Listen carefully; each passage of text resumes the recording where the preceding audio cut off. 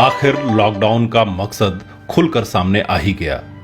BJP शासित राज्य सरकारों ने एक एक कर अपने यहां मजदूरों पर इमरजेंसी जैसे कानून लागू करना शुरू कर दिया है। लॉकडाउन के बहाने यूपी सरकार ने अगले 3 सालों के लिए सभी श्रम कानूनों को मजदूरों से छीन लेने का ऐलान किया है। ये फैसला योगी आदित्यनाथ की कैबिनेट में हुआ।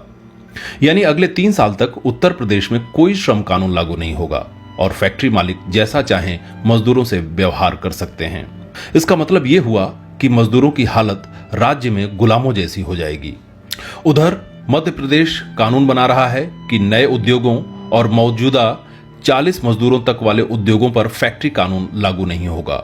मालिक उनसे अपनी सुविधानुसार जैसे चाहें काम करा सकते हैं। श्रम विभाग और अदालतें इसमें कोई दखल नहीं देंगी।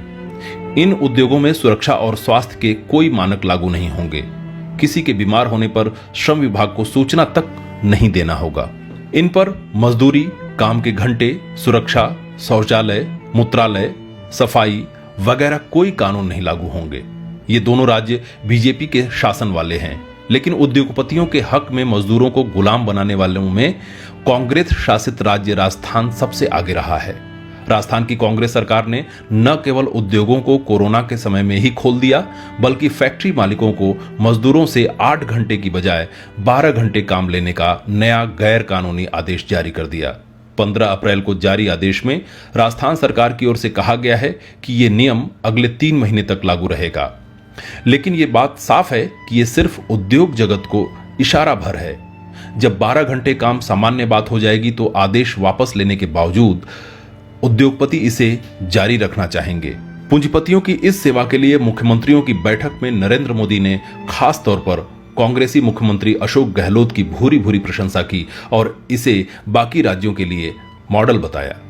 इससे पहले गुजरात के उद्योगपतियों की संस्था ने सबसे पहले सुझाव दिया था कि लॉकडाउन के कारण उद्योग धंधों में आई गिरावट की भरपाई के लिए अगले 1 साल तक यूनियन बनाने पर प्रतिबंध लगा दिया जाना चाहिए। आइए जानते हैं कि इन कानूनों का क्या असर होगा। यूपी में श्रम कानूनों को स्थगित करने का मतलब है कि न तो यूनियन बनाने, न हड़ताल करने और न ही मजदूरी, बोनस या इंसेंटिव बढ़ाने की मजदूर कोई मांग कर सकेंगे। जबकि राजस्थान में 12 घंटे काम का मतलब है कि मजदूरों से हर दिन 4 घंटे अधिक काम कराया जाएगा और इसके खिलाफ वो बोल भी नहीं पाएंगे। मध्य प्रदेश में 40 मजदूरों तक वाली फैक्ट्रियों में मजदूरों की हालत गुलामों से भी बदतर हो जाएगी। क्या कहते हैं ट्रेड यूनियन एक्टिविस्ट? हमाल पंचायत से जुड़े trade union activist Chandan Kumar का कहना है कि सरकार नए जमाने की गुलामी मजदूरों पर थोपना चाहती है और उसके लिए कोरोना और लॉकडाउन एक बहाना बन गया है। उनका कहना है कि यही वजह है कि केंद्र और राज्यों की बीजेपी सरकारें मजदूरों को घर वापस भेजने में हीला हवाली कर रही हैं और कर्नाटक की बीजेपी सरकार ने तो ट्रेनें रद्द करने का फैसला ले लिया। इससे ये बात बिल्कुल स्पष्ट हो गई है। सरकार चाहती है कि प्रवासी मजदूरों को उनके घरों से दूर रखकर उनसे कोरोना के समय में काम कराया जाए और ऐसा कानून बनाया जाए कि वो चूं तक न बोलें। उल्लेखनीय है कि बिल्डर लॉबी की अपील पर कर्नाटक की येदियुरप्पा सरकार ने प्रवासी मजदूरों को ले जाने वाली ट्रेनें रद्द कर दी थीं, जिसके खिलाफ ट्रेड यूनियनें कर्नाटक हाईकोर्ट पहुंची और वहां से आदेश आने के बाद ट्रेनें फिर से चलानी पड़ी। विपक्षी दलों ने कर्नाटक की सरकार के इस फैसले को आधुनिक जमाने की गुलामी करार दिया है।